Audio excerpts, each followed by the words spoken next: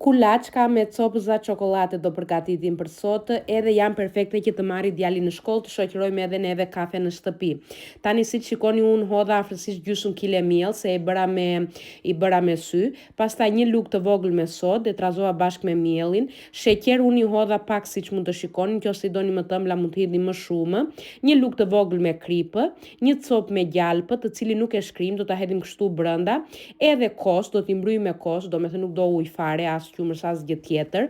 derisa brumi që të mos na ngjitet në duar, edhe të mos bëhet dhe shumë i fortë që të mundemi t'i bëjmë kulaçkat e vogla siç i shikoni aty.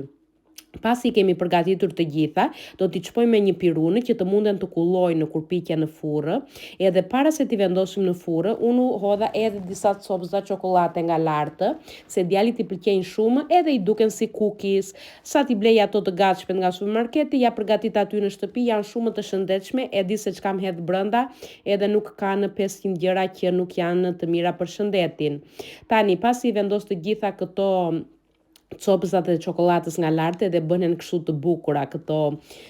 kurabiet, kulaçkat thojeni si të doni, cookies siç i thot djali im, do t'i vendosim në furrën në 180 gradë, edhe do përpiqemi që të mos e hapim derën e furrës të sobës, që të mos na çfryen kulaçkat me që kanë sodë brenda. Kur të piqen nga lartë edhe nga poshtë që të marrin këtë ngjyrën e kuqe të bukur kështu, do t'i heqim, do t'i lëmë pak të ftohen, edhe pastaja do t'i shijojmë. Dalin fantastike, shumë të mira, shumë të shëndetshme, mund të them, se përveç se këto copëzat e çokoladës e pat që kanë shumë pak